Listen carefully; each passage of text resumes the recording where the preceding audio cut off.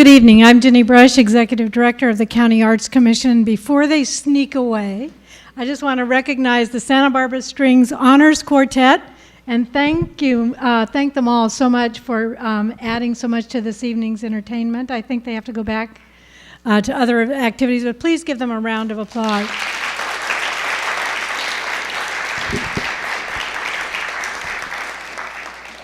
This is a great nonprofit organization. I think there's a little bit of information about them in the program.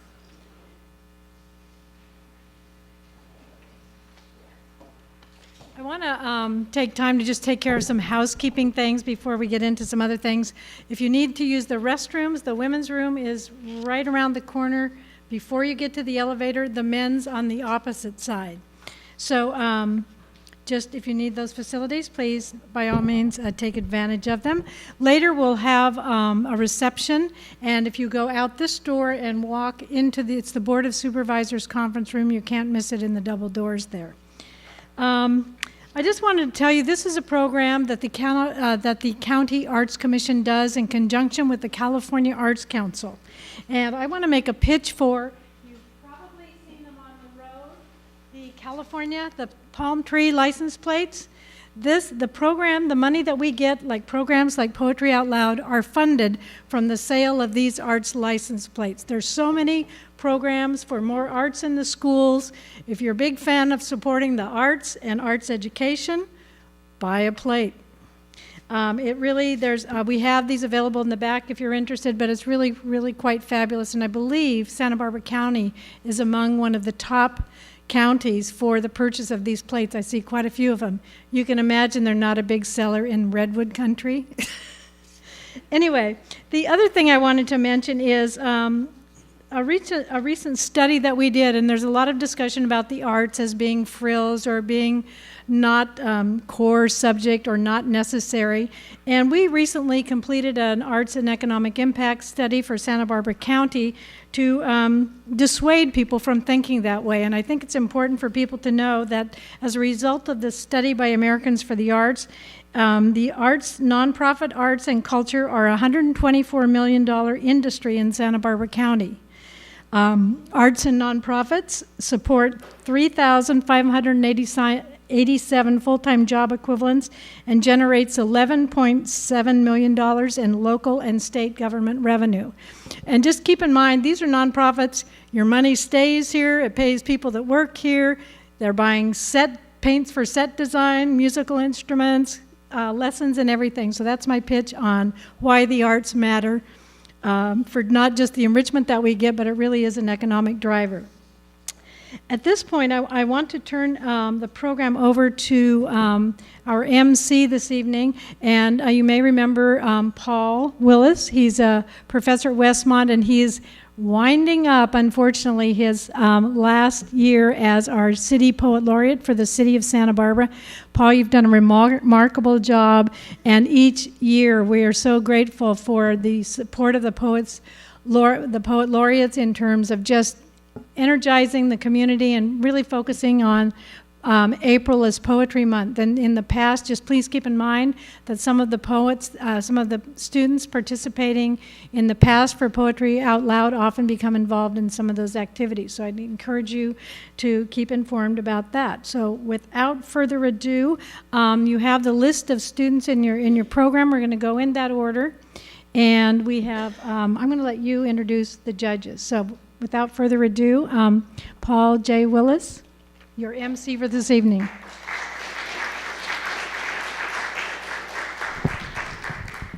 Thank you, Jenny. You're a good coordinator for us here.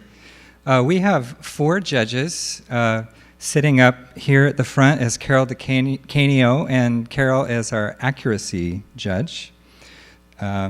And at this back table, we have 2 of our former poet laureates, Perry Longo and David Starkey, and the poet Chris Yost, and they will be judging other things about the performance. So we thank them for volunteering their time. As you can see on your program, there are 19 students, each of whom will be reciting a poem, although I I asked one if he or she was reciting the poem, and the student poet said, "No, I'm not reciting it, I'm acting it," okay? So get ready for this. So our rhythm will be, I'll introduce the student poet. You'll come on up, we'll get the mic adjusted to your height. Give the name of your poem and the name of the poet. Go ahead and act your poem. We'll applaud you. The judges will take a little time to mark your score, and I may read a short poem or do a little visiting with the rest of you as we wait for the judges, and then we'll go through. When we get through all 19 of the students, the judges will need a little bit more time to tabulate the winners. And there is, I believe, a reception for us out this door. Is that right, Jenny? Yeah. And so we'll be excused for 10 or 15 minutes, and then we'll come on back in and we'll hear the judge's decision. So without further ado, our first student is Brianna Doyle, and she will be reciting for us the poem Conversation by the poet I. Come on up, Brianna.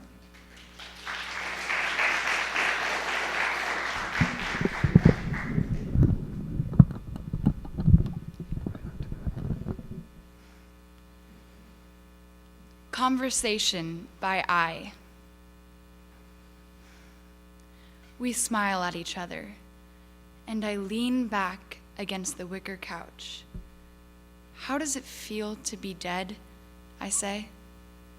You touch my knees with your blue fingers, and when you open your mouth, a ball of yellow light falls to the floor and burns a hole through it. Don't tell me, I say. I don't want to hear. Did you ever, you start, wear a certain kind of silk dress, and just by accident, so inconsequential you barely notice it, your fingers graze that dress, and you hear the sound of a knife cutting paper. You see it too. And you realize how that image is simply the extension of another image. That your own life is a chain of words that one day will snap. Words, you say.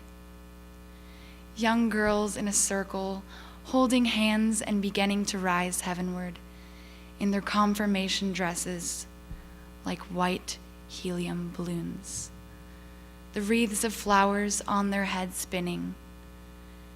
And above all that, that's where I'm floating. And that's what it's like. Only 10 times clearer. 10 times more horrible. Could anyone alive survive it?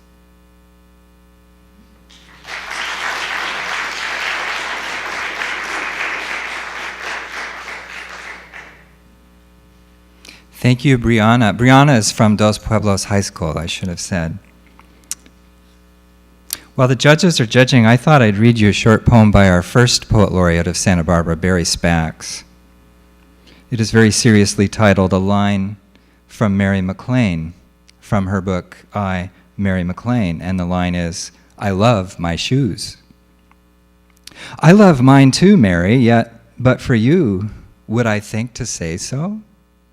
Your voice urged me, first in the shower, then again in bed, declaring, why not enter a room full of people and cry out for once the total truth?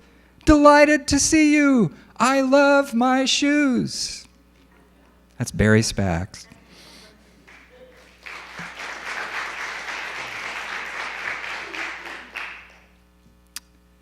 Our second reader is Daria Etazadi, who will be reading The Abandoned Farmhouse by Ted Kuzer.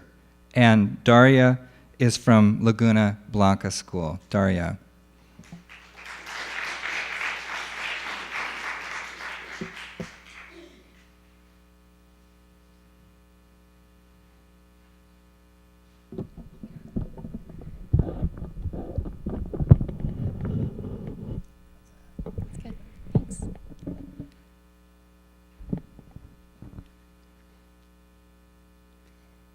The Abandoned Farmhouse by Ted Kooser. He was a big man, says the size of his shoes on a pile of broken dishes by the house. A tall man, too, says the length of the bed in an upstairs room. And a good, God-fearing man, says the Bible with the broken back on the floor below the window, dusty with sun. But not a man for farming, say the fields cluttered with boulders and the leaky barn. A woman lived with him, says the bedroom wall papered with lilacs and the kitchen shelves covered with oilcloth. And they had a child, says the sandbox made from a tractor tire. Money was scarce, say the jars of plum preserves and canned tomatoes sealed in the cellar hole. And the winters cold, say the rags in the window frames. It was lonely here, says the narrow country road. Something went wrong, says the empty house in the weed-choked yard. Stones in the field say he was not a farmer. The still sealed jars in the cellar say she left in a nervous haste. And the child? Its toys are strewn in the yard like branches after a storm. A rubber cow, a rusty tractor with a broken plow, a doll in overalls. Something went wrong, they say. Thank you.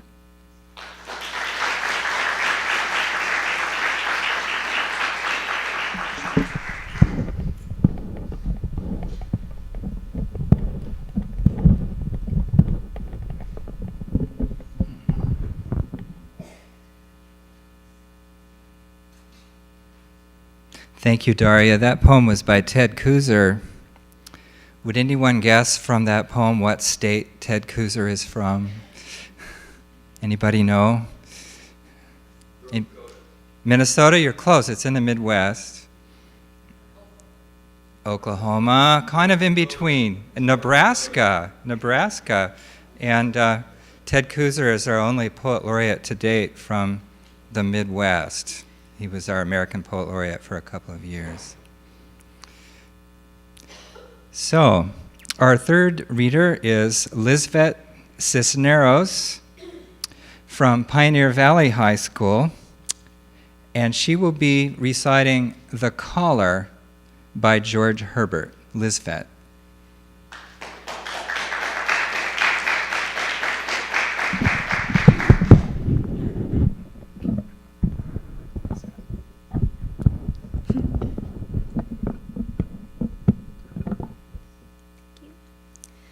The Caller by George Herbert. I struck the board and cried, no more, I will abroad. What? Shall I ever sigh and pine? My lines in life are free, free as the road, loose as the wind, as large as store. Shall I be still in suit? Have I no harvest, but a thorn to let me blood, and not restore what I have lost with cordial fruit? Sure, there was wine before my sighs did dry it. There was corn before my tears did drown it. Is the year only lost to me? Have I no bays to crown it? No flowers, no garlands gay, all blasted, all wasted. Not so, my heart, but there is fruit. And thou hast hands. Recover all thy sigh-blown age on double pleasures. Leave thy cold dispute of what is fit and not. Forsake thy cage, thy rope of sands, which petty thoughts have made, and made to thee, good cable, to enforce and draw and be thy law, while thou didst wink and wouldst not see. Away, take heed, I will abroad. Call in thy death's head up there, tie up thy fears. He that forbears to suit and serve his needs deserves his load. But as I raved and grew more fierce and wild at every word, methought I heard one calling, "Child," and I replied, "My Lord."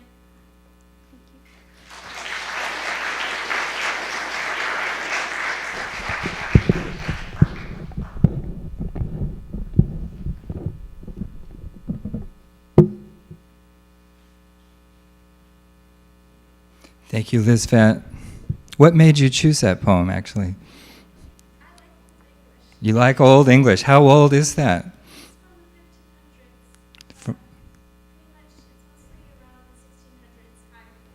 Yeah, it's in the 17th century. Yeah. And George Herbert was a priest, an Anglican priest. Yeah. And you can still visit his church, and it's actually about, I would say 1/6 the size of this room. It's very, very tiny. You can see how he might have been discouraged and wanted to leave. But he stuck it out. Okay. Our fourth reader is Connor Curran, who will be reciting, acting, the poem Blackberrying by Sylvia Plath, and Connor is from Laguna Blanca School. Coming up, Connor.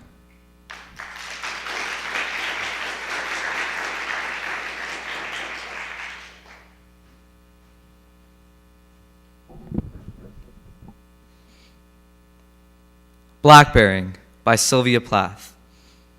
Nobody in the lane, and nothing but blackberries. Blackberries on either side, though on the right mainly. A blackberry alley, going down in hooks, and a sea somewhere at the end of it, heaving. Blackberries as big as the ball of my thumb, and dumb as eyes ebon in the hedges, fat with blue-red juices. These they squander on my fingers. I had not asked for such a blood brotherhood. They must love me. They accommodate themselves to my milk bottle, flattening their sides. Overhead go the shows in black, cacophonous flocks, bits of burnt paper wheeling in a blown sky. Theirs is the only voice, protesting, protesting. I do not think the sea will appear at all. The high green meadows are glowing as if lit from within. I come to one bush of berries so ripe it is a bush of flies, hanging their blue-green berries and their wing panes in a Chinese screen. Theirs is the only voice, protesting, protesting. A last hook brings me to the hill's northern face, and the face is orange rock that looks out on nothing, nothing but a great space of white and pewter lights and a din like silversmiths, beating and beating at an intractable metal.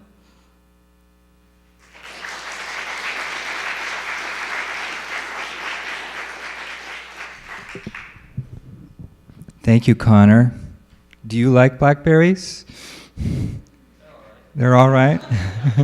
Was there another reason you chose that poem?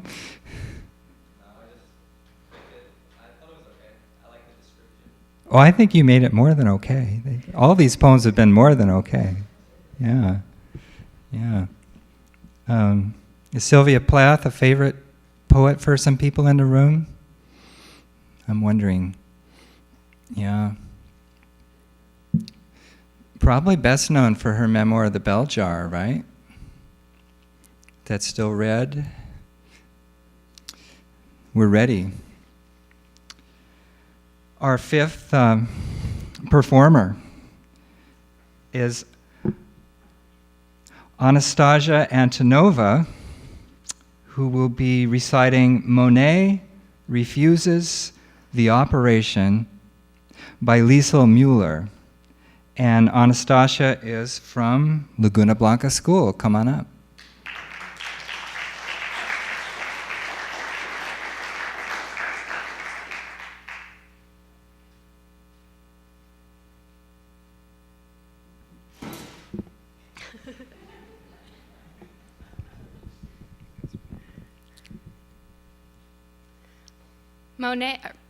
Monet Refuses the Operation by Liselle Mueller.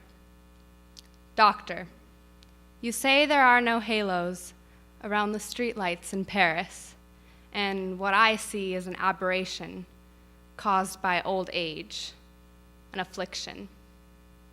I tell you, it has taken me all my life to arrive at the vision of gas lamps as angels, to soften and blur and finally banish the edges you regret I don't see, to learn that the line I called the horizon does not exist, and sky and water, so long apart, are the same state of being.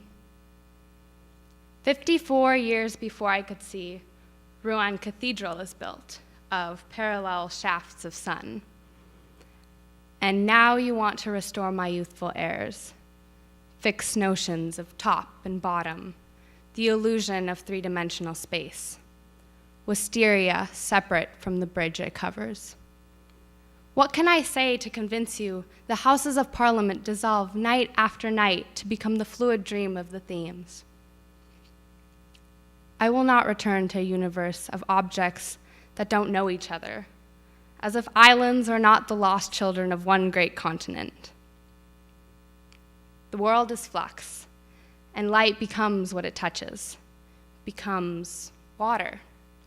Lilies on water, above and below water, becomes lilac and mauve and yellow and white and cerulean lamps, small fists passing sunlight so quickly to one another that it would take long, streaming hair inside my brush to catch it, to paint the speed of light. Our weighted shapes, these verticals, burn to mix with air and change our bones, skin, clothes to gases. Doctor, if only you could see how heaven pulls earth into its arms and how infinitely the heart expands to claim this world. Blue vapor without end. Thank you.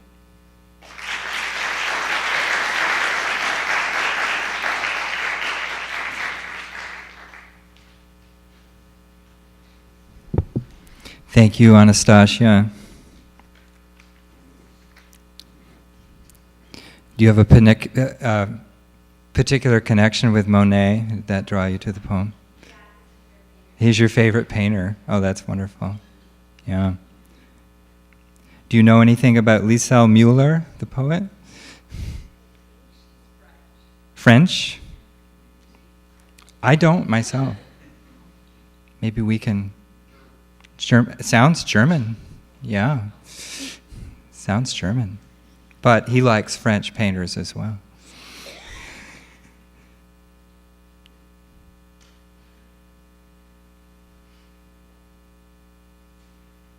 Okay. Our next student is Eduardo Cortez, who will recite Ode on a Grecian Urn by John Keats. And Eduardo is from Pioneer Valley High School. Come on up, Eduardo.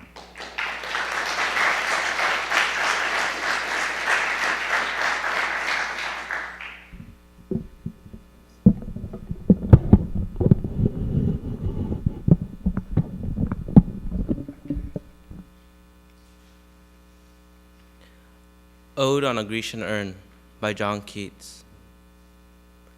Thou still and ravished bride of quietness, thou foster child of silence and slow time, sylvan historian, who canst thus express a flowery tale more sweetly than a rhyme. What leaf-fringed legend haunts about thy shape, of deities, or mortals, or of both, in Tempe or the dales of Arcady?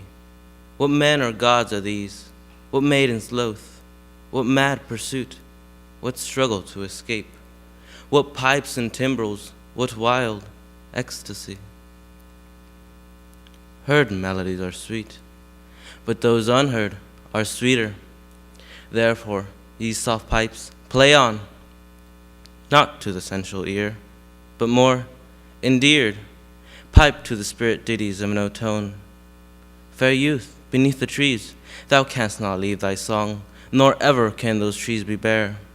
Bold lover, never, never canst thou kiss, though winning near the goal, yet do not grieve.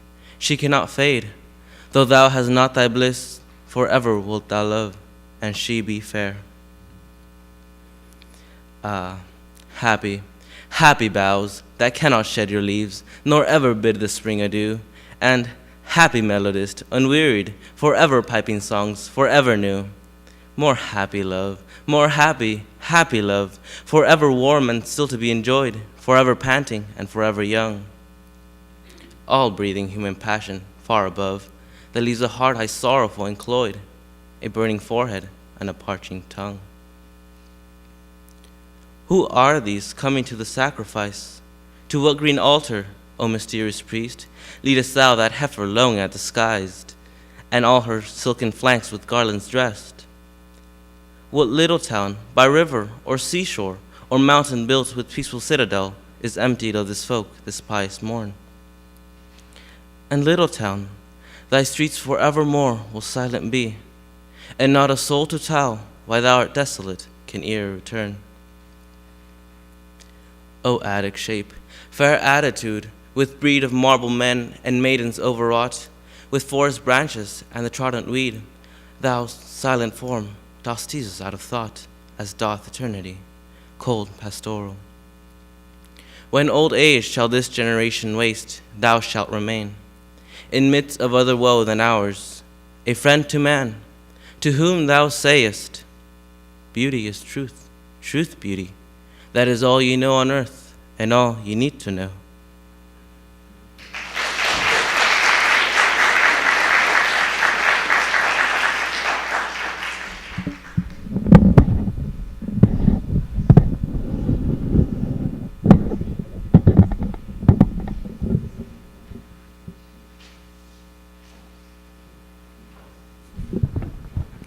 Thank you, Eduardo.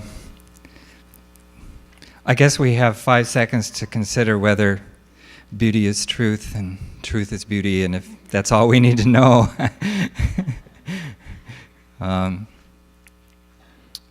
Well, John Keats didn't have very long to find out, did he? Who of the students knows at what age did John Keats die? It's a student question. How old was John Keats when he died of tuberculosis? Anybody want to guess? Okay. 26? I think it's 25. Is it 25? You're so close. Yeah, younger than you even thought. Yeah, not much time. Okay, let's go on to our next reciter, Asia Mayrock, who will be reciting for us the poem Strange Meeting by Wilfred Owen. And Asia is from Anacapa School. Come on up, Asia.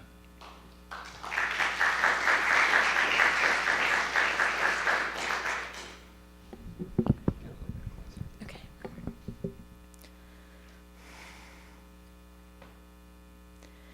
Strange Meeting by Wilfred Owen.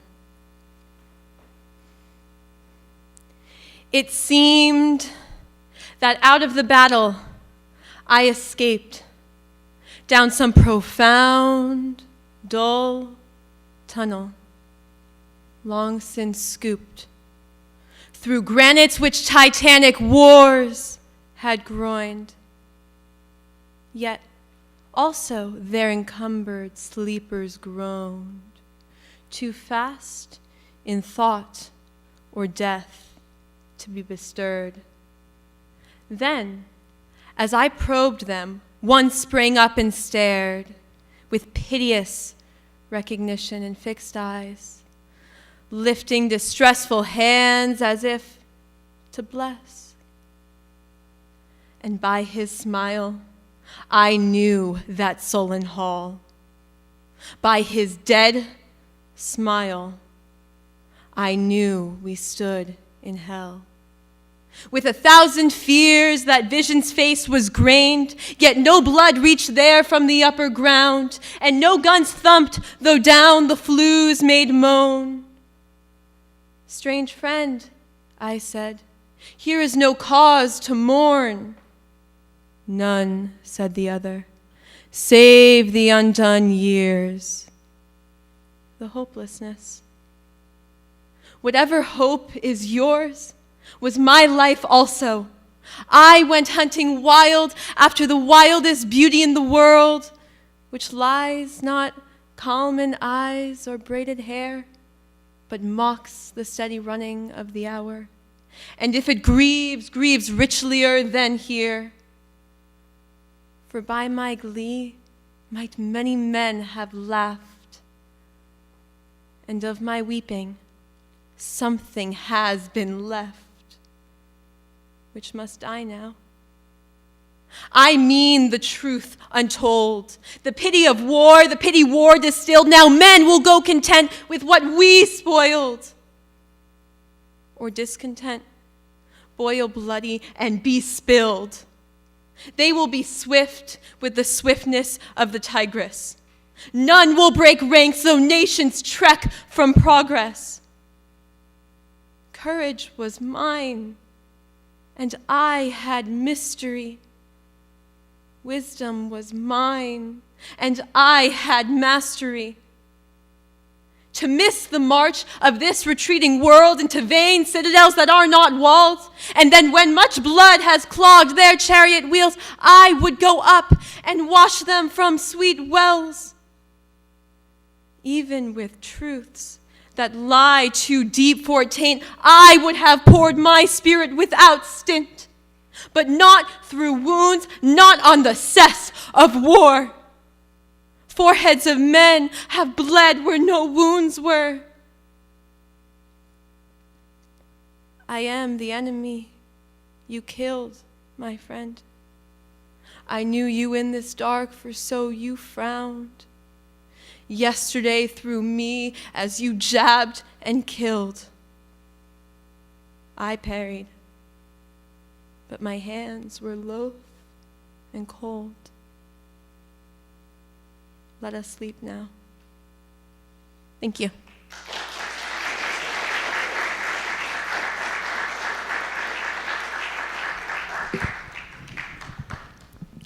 Well, thank you, Asia. And Wilfred Owen, of course, was another poet who died young in his 20s, not of disease, but, as the poem suggests, in war.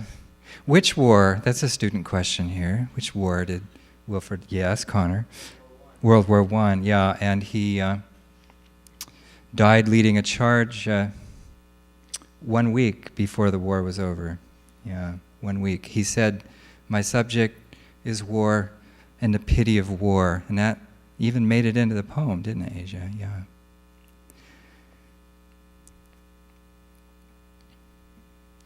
Okay. Let's move on to Connor Phillips, who will be reciting The Second Coming by William Butler Yeats. And Connor is from Dos Pueblos High School. Come on up, Connor.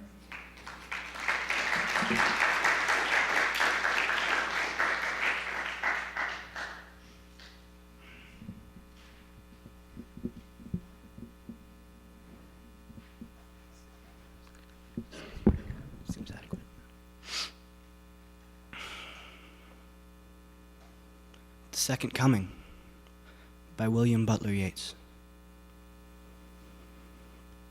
Turning and turning in the widening gyre, the falcon cannot hear the falconer. Things fall apart, the center cannot hold. Mere anarchy is loosed upon the world. The blood-dimmed tide is loosed, and everywhere the ceremony of innocence is drowned. The best lack all conviction, while the worst are full of passionate intensity. Surely some revelation is at hand. Surely the second coming is at hand. The second coming. Hardly are those words out when a vast image out of Spiritus Mundi troubles my sight. Somewhere in sands of the desert, a shape with lion body and the head of a man, a gaze as blank and pitiless as the sun is moving its slow thighs. Well, all about it, real shadows of the indignant desert birds. Darkness drops again. But I now know that 20 centuries of stony sleep were vexed to nightmare by a rocking cradle. And what rough beast? Its hour close at hand. Slouches towards Bethlehem to be born. Thank you.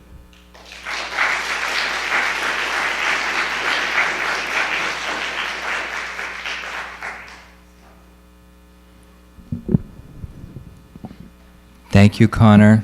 Now, William Butler Yeats was a poet who died as an old man. I caught 2 lines in that poem that have become book titles by other writers. Did anyone recognize them? Slouching Towards Bethlehem by...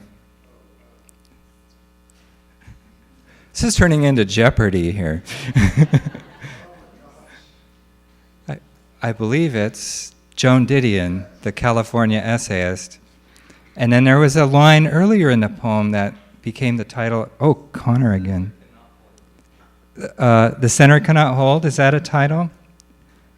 Well, there's 3 then. I don't know that one. Who is that by? Boyana? It's a psychologist. The Center Cannot Hold. I was thinking of the immediately preceding line. Things Fall Apart. It's a famous African novel by Chinua Achebe, right? Okay. Well, we don't want this reading to fall apart, so we'll continue with Zoe Serbin, who will be reciting In the Basement of the Goodwill Store, once again by Ted Kuzer. And Zoe is from Laguna Blanca School. Coming up, Zoe.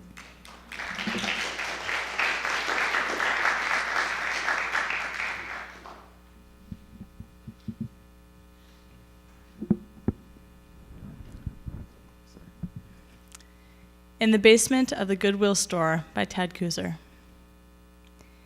In musty light, in the thin, brown air of damp carpet, doll heads, and rust, beneath long rows of sharp footfalls like nails in a lid. An old man stands, trying on glasses, lifting each pair from the box like a glittering fish and holding it up to the light of a dirty bulb. Near him, a heap of enameled pans as white as skulls looms in the catacomb shadows, and old toilets with dry, red throats cough up bouquets of curtain rods. You've seen him somewhere before.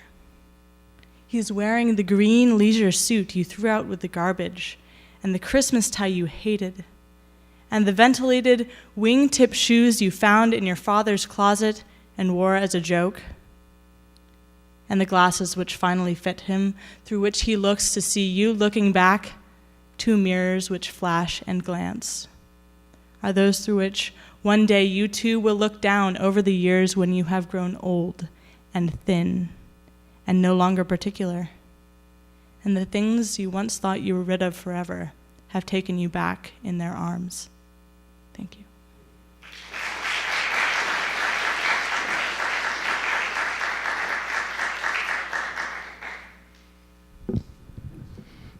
Thank you, Zoe. Can I ask you what attracted you to that poem? Anything in particular? Any image in particular? That was my favorite too. The glasses. I think Ted Kuzer is a master of taking the ordinary and making it into something strange and wonderful. I mean, to make a poem out of the basement of the Goodwill Store, it's amazing. Our next reciter is Sean Strong, who will give to us Constantly Risking Absurdity, number 15, by Lawrence Ferlinghetti. And Sean, you're from Dos Pueblos High School, and you're right here.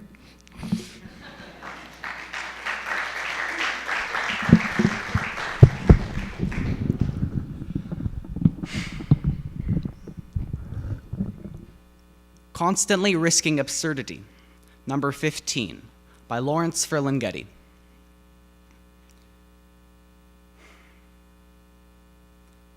Constantly risking absurdity and death whenever he performs it above the heads of his audience, the poet, like an acrobat, climbs on rhyme to a high wire of his own making, and balancing on I-beams above a sea of faces, paces his way to the other side of day, performing entreshots and sleight-of-foot tricks and other high theatrics, and all without mistaking anything for what it may not be.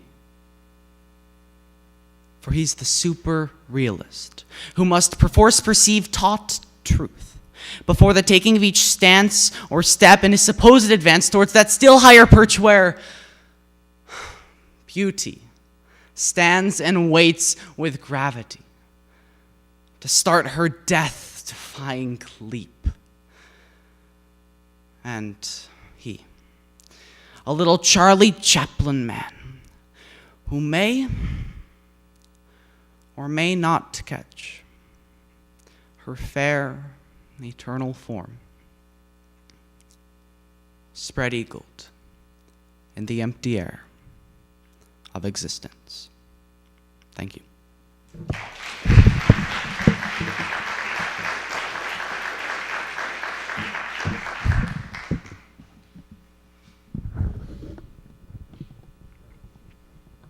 Thank you, Sean. Anybody know when Lawrence Ferlinghetti passed away? It's a trick question. He's still alive. Where does he live? Anybody? San Francisco. What bookstore is he famously associated with? The City Lights book. You know these things. This is great. One of our great beat poets. Okay. Our next student is Alex Contreras, who will be reciting A History Without Suffering by E.A. Markham. And Alex is from Pioneer Valley High School. Come on up, Alex.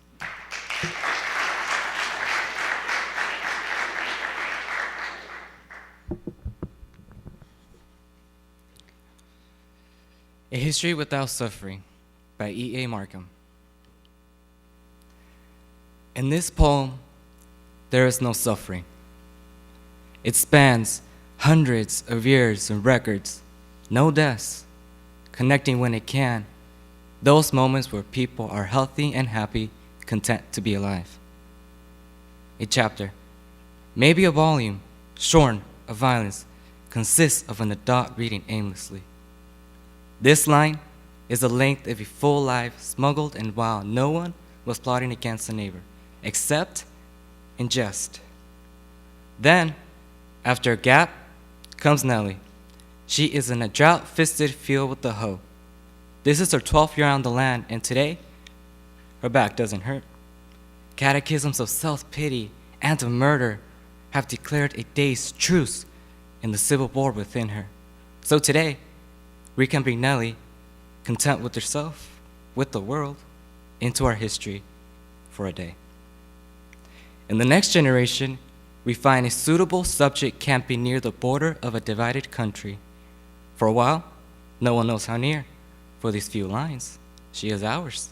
But how about the lovers, you ask?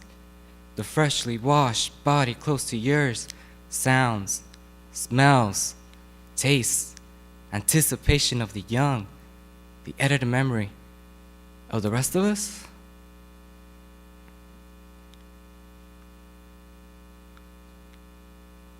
How about thoughts higher than their thinkers?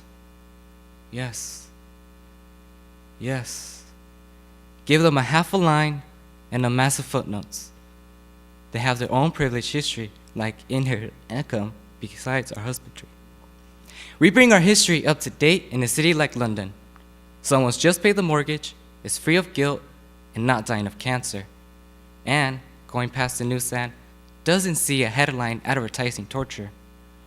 This is all recommended reading, but in small doses, It shows you can avoid suffering if you try. Thank you.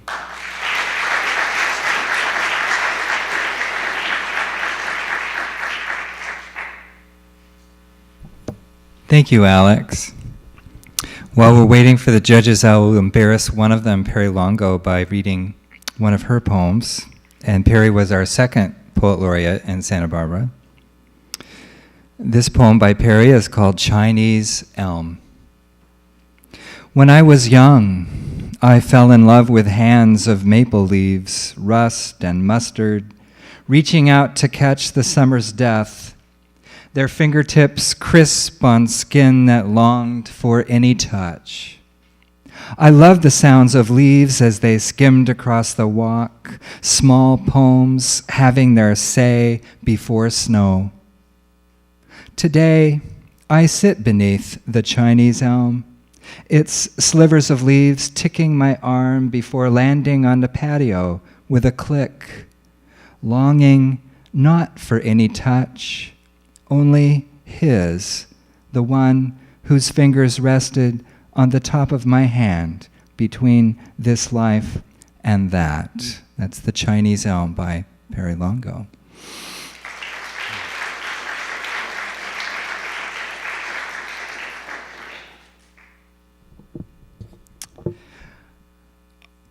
Our next student is Mia Chavez, who will be reciting More Lies by Karen Gottschall. And Mia is from Laguna Blanca School. Come on up.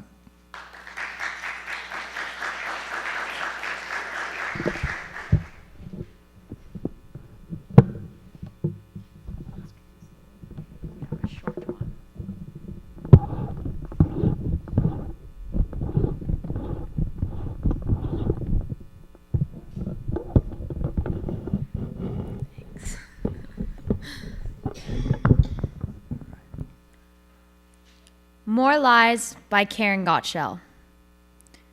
Sometimes I say I'm going to meet my sister at the cafe, even though I have no sister. Just because it's such a beautiful thing to say. I've always thought so ever since I read a novel in which two sisters were constantly meeting in cafes. Today, for example, I walked alone on the wet sidewalk wearing my rain boots, expecting that someone might ask where I was headed. The store windows fogged up. Rain in April is kind of a promise, and it costs nothing. I carried a bag of books to the cafe and ordered a tea. I like a place that's lit by lamps. I like a place where you can go and hear people talk about small things, like the difference between azure and cerulean and the price of tulips. It's going down. I watched someone who could be my sister walk in, shaking the rain from her hair. I thought, all over, florists are filling their coolers with tulips, $5 a bundle. All over the city, there are sisters. Any one of them could be mine. Thanks.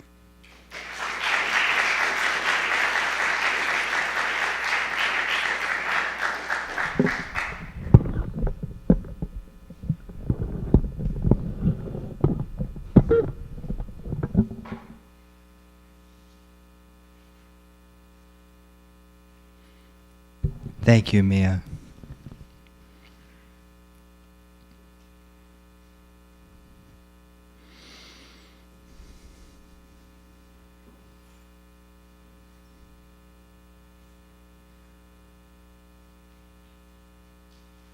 Okay. Let's move on to, well, I should ask if Peach Gert Holler is here. Good, Peach, you're here. So our next reciter is Peach Gert Holler from Dos Pueblos High School, and she'll be reciting Memory as a Hearing Aid by Tony Hoagland. Come on up, Peach.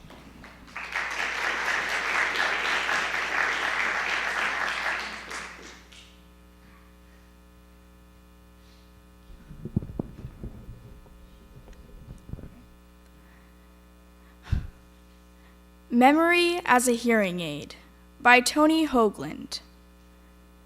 Somewhere, someone is asking a question, and I stand, squinting at the classroom with one hand cupped behind my ear, trying to figure out where that voice is coming from. I might already be an old man attempting to recall the night his hearing was misplaced, front row center at a battle of the bands, where a lot of leather-clad, second-rate musicians, amped up to dinosaur proportions, test drove their equipment through our ears. Each time, the drummer threw a tantrum, the guitarist whirled and sprayed us with machine gun riffs, as if they wished that they could knock us quite literally dead. We called that fun in 1970, when we weren't sure our lives were worth surviving. I'm here to tell you that they were, and many of us did despite ourselves, though the road from there to here is paved with dead brain cells, parents shocked to silence, and squad cars painting the whole neighborhood, the quaking tint and texture of red jelly. Friends, we should have postmarks on our foreheads to show where we have been. We should have pointed ears or polka-dotted skin to show what we were thinking when we hot-rodded over God's front lawn and death kept blinking.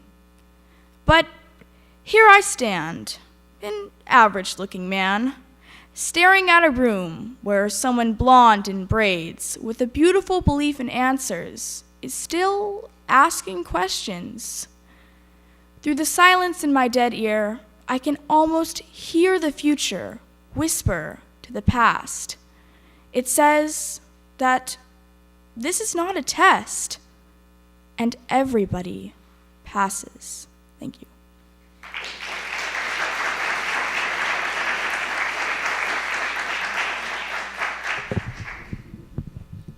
Thank you, Peach. That's quite a title, Memory as a Hearing Aid. Did that attract you to the poem? It did. I liked the humor of it. Yeah. Well, that really came through.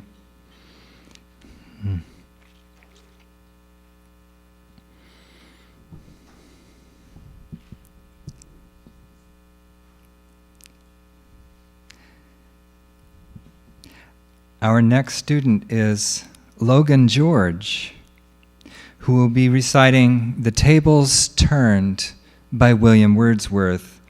And Logan is from Pioneer Valley High School. Come on up, Logan.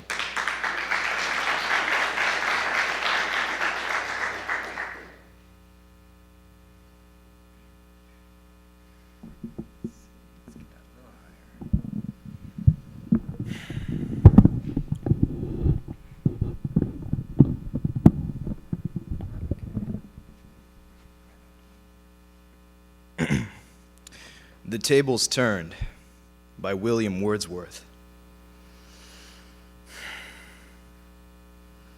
Up, up, my friend, and quit your books, or surely you'll grow double. Up, up, my friend, and clear your looks. Why all of this toil and trouble? The sun above the mountain's head, a freshening luster mellow, through all the long green fields has spread his first sweet evening yellow. Books, 'tis a dull and endless strife. Come, hear the woodland linnet, how sweet his music, on my life, there is more of wisdom in it.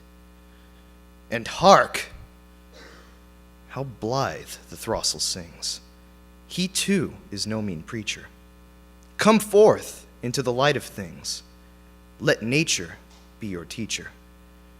She has a world of ready wealth, our hearts and minds to bless.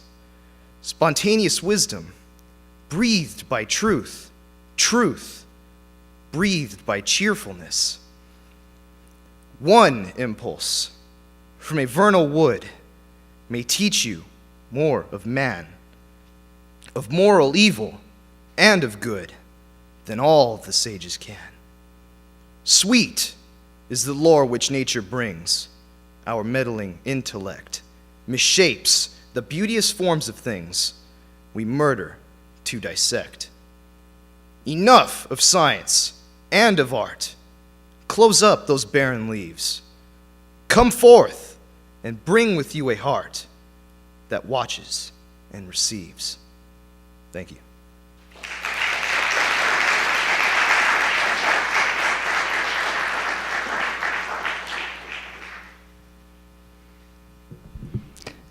Thank you, Logan. Books, 'tis a dull and endless strife. I couldn't agree more. What drew you to that poem, may I ask?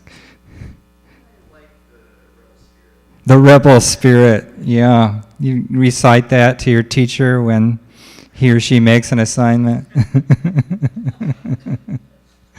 Good. Our next reciter is not the one in your program. Ariel Hernandez is not here. Instead, we will be hearing from Jacob Escobar, who will recite the poem Trees by Joyce Kilmer. And Jacob is from El Puente Community School. Come on up.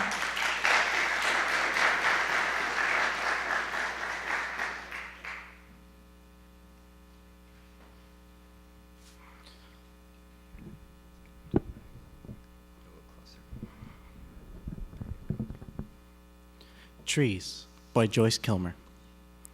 I think that I shall never see a poem lovely as a tree whose hungry mouth is pressed against the earth's sweet flowing breast, a tree who looks at God all day and lifts her leafy arms to pray, a tree who may in summer wear a nest of robins in her hair, upon whose bosom snow is lain, who intimately lives with rain. Poems are made by fools like me, but only God can make a tree. Thank you.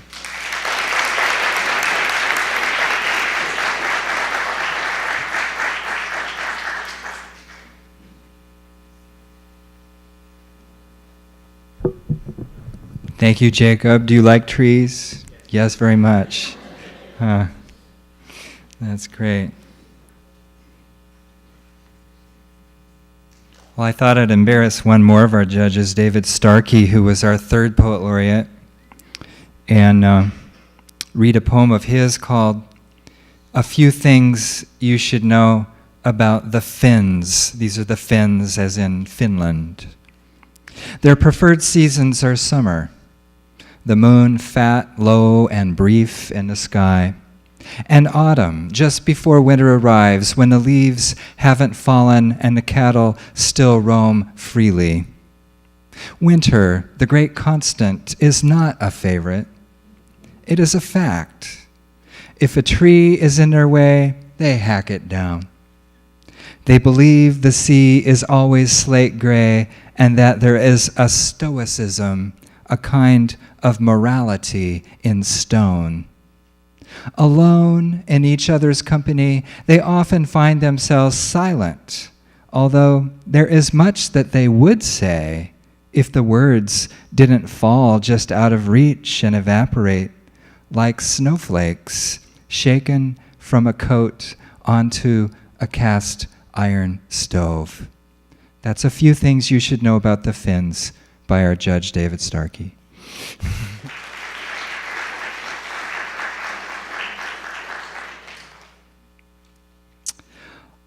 Our next student is Reynard Bermudez, who will be reciting Two Guitars by Victor Hernandez Cruz. And Reynard is from Pioneer Valley High School. Reynard.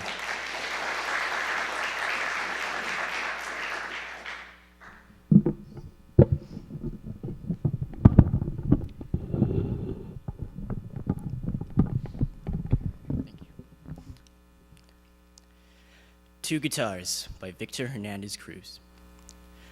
Two guitars were left in a room, all alone. They sat on different corners of the parlor.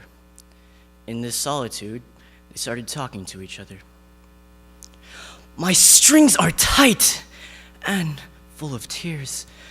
The man who plays me has no heart. I've seen it leave out of his mouth. I've seen it melt out of his eyes. It dives into the pores of the earth. When they squeeze me tight, I bring down the angels who live off the chorus. The trio singing, loosen organs with melodious screwdrivers. Sentiment comes off the hinges. Because a song is a mountain put into words, and landscape is a feeling that enters something so big in the harmony. We are always in danger of blowing up with passion. The other guitar. In 1944 New York, when the trio Los Panchos started, with Mexican and Puerto Rican birds, I'm the one that one of them held tight, like a woman. Their throats, gardenia gardens, an airport for dreams. I've been in theaters and cabarets. I played in an apartment on 102nd Street. After a baptism, pregnant with women, the men flirted and were offered chicken soup. Echoes came out of hallways as if from caves. Someone is opening the door now. The two guitars hushed, and there's a resonance in the air, like what is left by the last chord of a bolero. Thank you.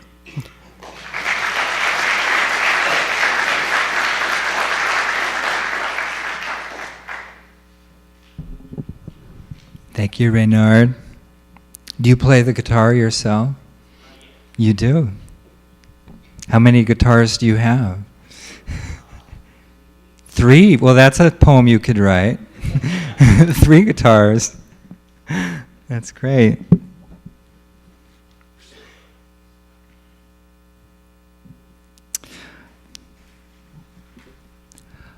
Our next student is Talia Cohen, who will be reciting Immigrant Picnic by Gregory Janikian, and Talia is from Dos Pueblos High School. Talia.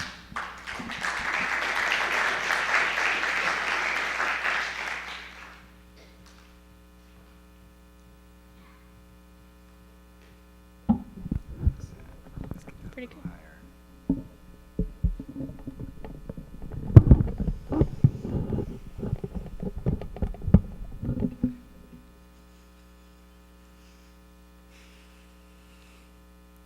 Immigrant Picnic by Gregory Janikian. It's the 4th of July. The flags are painting the town. The plastic forks and knives are laid out like a parade. And I'm grilling. I've got my apron. I've got potato salad, macaroni, relish. I've got a hat shaped like the state of Pennsylvania. I ask my father what's his pleasure. He says, hot dog medium rare, and then hamburger, sure, what's the big difference? As if he's really asking. I put on hamburgers and hot dogs, slice up the sour pickles and Bermudas, uncap the condiments. The paper napkins are fluttering away like lost messages. You're running around, my mother says, like a chicken with its head loose. Ma, I say, you mean cut off. Loose and cut off being as far apart as, say, son and daughter. She gives me a quizzical look as though I've been caught in some impropriety. I love you and your sister just the same, she says. Sure, my grandmother pipes in. You're both our children, so why worry? That's not the point, I began telling them, and I'm comparing words to fish now, like the ones in the sea at Port Said.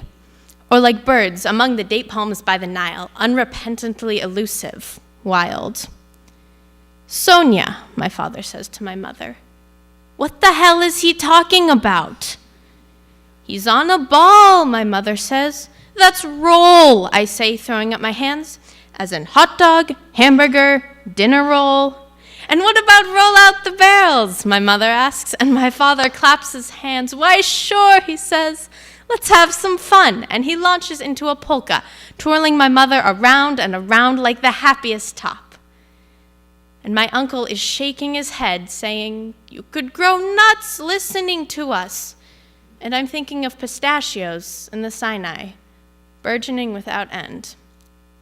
Pecans in the south. The jumbled flavor of them suddenly in my mouth, wordless, confusing, crowding out everything else. Thank you.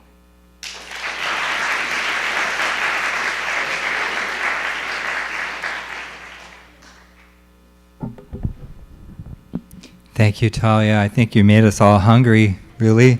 It's getting towards dinner time.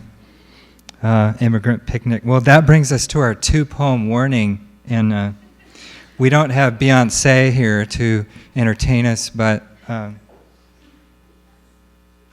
thought I'd read. No, we're ready. The judges says we're ready. No? Okay. I'll read a poem of mine. This is called A Very Little Thing. You can think of it as a winter poem for Santa Barbara. A very little thing is rolling down the street at dawn.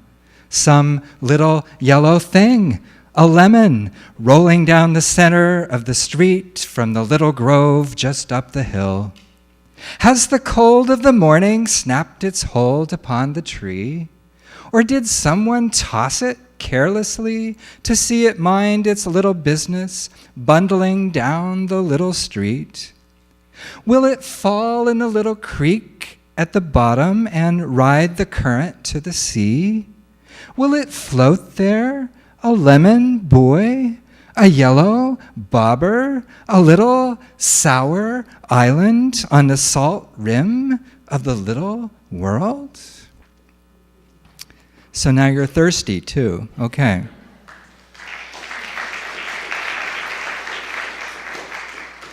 Our penultimate student is Claudia Lopez, reciting America by Claude McKay. And Claudia is from El Puente Community School. Claudia.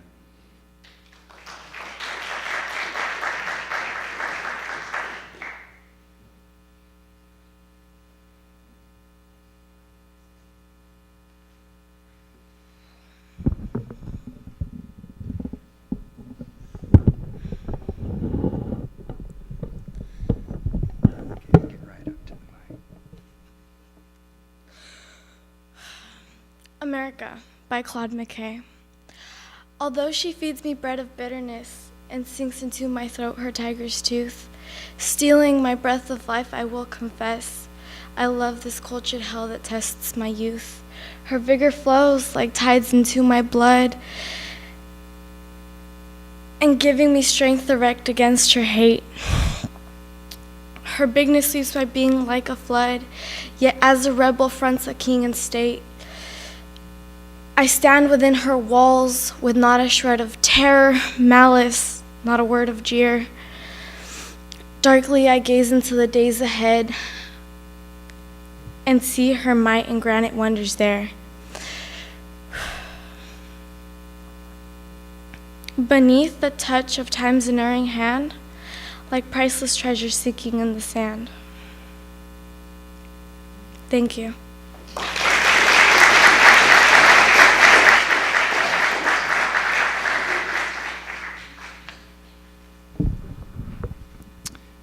So, where is Claude McKay originally from? Jamaica, that's right. Where'd he end up? Harlem, yeah, part of the Harlem Renaissance poem. Makes me think of the inaugural poem. Did any of you hear the inaugural poem by Richard Blanco? What did you think of it? It was lovely. It really was. It sort of summoned up the whole country. Yeah. Yeah.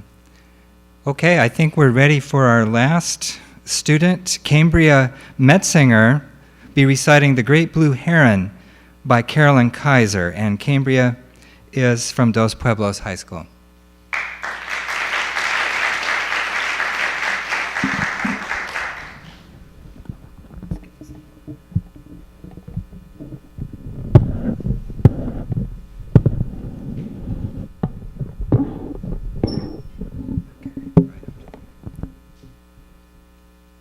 The Great Blue Heron by Caroline Kaiser. As I wandered on the beach, I saw the heron standing. Sunk in the tattered wings he wore as a hunchback's coat. Shadow without a shadow hung on invisible wires from the top of a canvas day. What scissors cut him out? Superimposed on a poster of summer by the strand of a long decayed resort, poised in the dusty light. Some 15 summers ago, I wondered, an empty child, Heron, whose ghost are you? I stood on the beach alone in the sudden chill of the burned. My thoughts raced up the path. Pursuing it, I ran to my mother in the house and led her to the scene. The spectral bird was gone, but a quick eye saw him drifting over the highest pines on vast, unmoving wings. Could they be those ashen things, so grounded, unwieldy, ragged, a pair of broken arms that were not made for flight? In the middle of my loss, I realized she knew. My mother knew what he was. Oh, great blue heron, now that the summer house has burned so many rockets ago, so many smokes and fires and beach lights and water glow, reflecting pinwheel and flare. The old logs hauled away, the pines and driftwood cleared from that bare strip of shore where dozens of children play. Now there is only you, heavy upon my eye. Why have you followed me here, heavy and far away? You have stood there patiently for 15 summers and snows, denser than my repose, bleaker than any dream, waiting upon the day when, like gray smoke, a vapor floating into the sky, a handful of paper ashes, my mother would drift away. Thank you.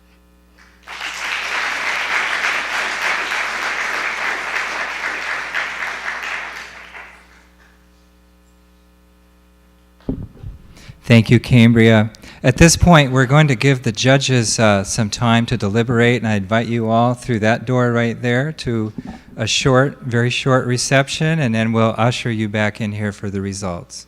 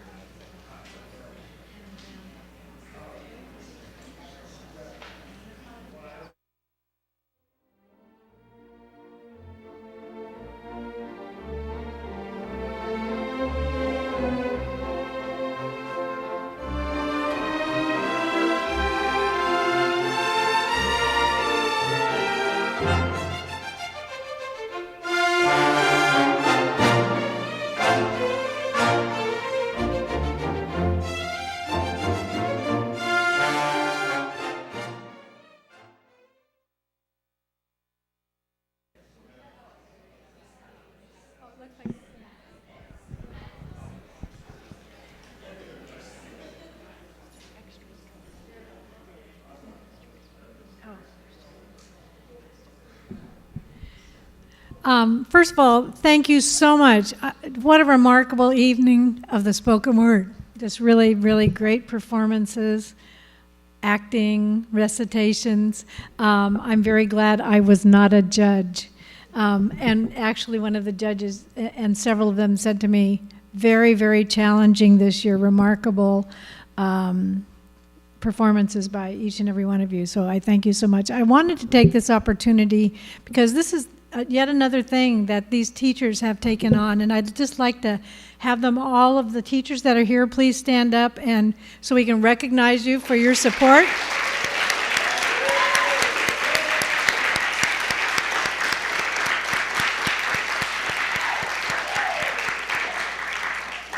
Thanks to parents and siblings as well that helped support this program. And I just want to say, if you like this program, if you like some of the other programs of the Arts Commission, please like us on Facebook. We'll be putting some photos there. And so, yeah, by all means, we'll put some photos up to share on Facebook, and please help us get the word out about the work of the Arts Commission and certainly Poetry Out Loud. As it said, if you had time to read the program, that this is like a spelling bee in terms of the concept. So you've done your school competitions. Now, tonight, we'll find out the winners of the county level, and tonight's winner will go on to, I believe the deadline for the state competition is March, I want to say 24th and 25th. And then the winner at the California level will go on to participate in the national competition, which is in, I think, around April 25th or 26th. All of this is a big lead up to April is National Poetry Month. We're very fortunate, as you've met tonight, some of our poet laureates that we've had here in Santa Barbara. And now with the addition of Poetry Out Loud, I think poetry is alive and well in Santa Barbara County, and you'll be seeing a lot of it during the month of April. So pay attention to that. Again, some housekeeping issues. Paul is going to announce the winners. We'll start with the runner-up and then go to from there up to the winner. We want everybody to get their photo taken here, all of the students, teachers. Then we want photo taken with the judges and the winners. And so if you'll just stay for that photo and then feel free to leave. The runner-up, the second place person will serve as the runner-up for the state competition, and the winner will also have some paperwork. So if you end up being the second place and first place, please stay afterward. I need parents for signatures and paperwork and everything from the poems that you are going to do at the state level to what t-shirt size. So we cover it all. Without further ado, I know you're anxious to hear who the winners are tonight. Paul, and just let's give a big round of applause for Paul.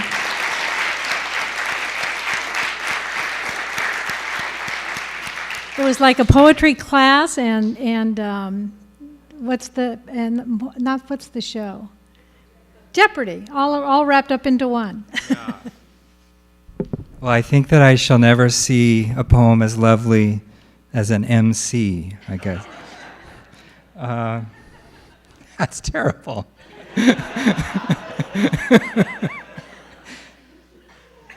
The judges want you to know that the choices were difficult, and so many of you did very, very well.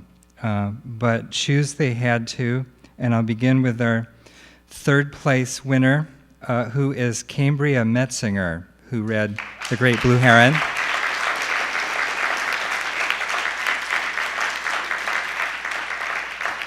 You want to stand up, Cambria? So, okay, good. Now we remember who you are.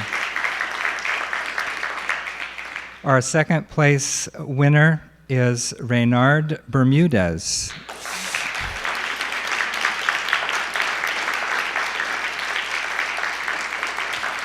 Reynard's from Pioneer Valley, and Cambria from Dos Pueblos. And our first place winner, also from Pioneer Valley High School, is Eduardo Cortez, who read Ode on a Grecian Urn. Eduardo.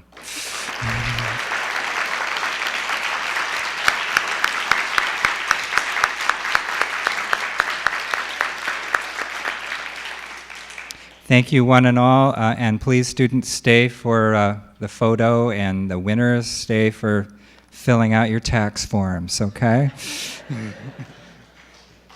And all of the participating students will be getting certificates for their participation in the program. So I'll be sending those on to faculty to disperse. So again, thank you so much. And if you'll come forward, we have the photographer ready.